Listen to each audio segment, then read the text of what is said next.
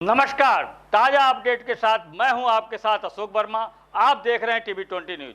आइए शुरुआत करते हैं तमाम क्षेत्रों की विशेष खबरें। बने रहिए हमारे साथ। जिलाधिकारी कार्यालय पर सरकारी सस्ते गल्ले की दुकान के विवाद को लेकर ग्राम मवई शेरपुर विकासखंड महाराजगंज के गांव निवासियों ने जिलाधिकारी कार्यालय पर प्रदर्शन किया और कहा कि भ्रष्ट कोटेदार के खिलाफ लगातार हम लोग प्रदर्शन कर रहे हैं और कोटा निलंबित भी हो चुका है। हमारी मांग है कि कोटे की दुकान गांव के लोगों द्वारा वोटिंग कराकर जिसके तरफ भी बहुमत आवे उसे कोटा देना चाहिए।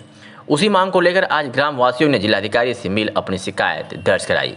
गांव में 3 समूह है। गांव के लोगों द्वारा वोटिंग करने के बाद ही बहुमत के आधार पर ही कोटे का आवंटन किया जाए, जिसको गांव वाले मानने को तैयार हैं। इसी मांग को लेकर आज गांव के लोगों ने जिलाधिकारी को ज्ञापन सौंपा है। क्या कुछ कहा ओम प्रकाश तिवारी सामाजिक कार्यकर्ता ने, आपको सुनवाते हैं। मेरा नाम ओम प्रकाश तिवारी है।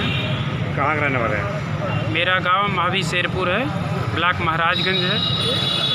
अच्छा, क्या समस्या यहाँ आए हैं आप? हम इसलिए आए हैं कि मेरे यहाँ जो कोटा निरस्त हो गया है अनियमितता के कारण, तो नए कोटे के आवंटन के लिए जैसा कि शासनादेश है कि वो समूह के अंतर्गत होना चाहिए, तो मेरे गांव में 3 समूह बने हैं।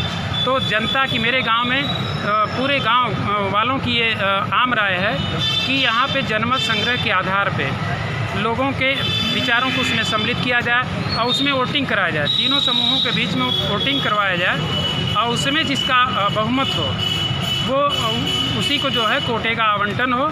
और नहीं तो ये व्यवस्था जो एक तरह से गांव वालों पर ज़बरदस्ती थोपी जा रही है, जो कि गांव वालों को स्वीकार्य नहीं है और वो किसी भी तरह से उसको जो है एक्सेप्ट करने के लिए तैयार नहीं है।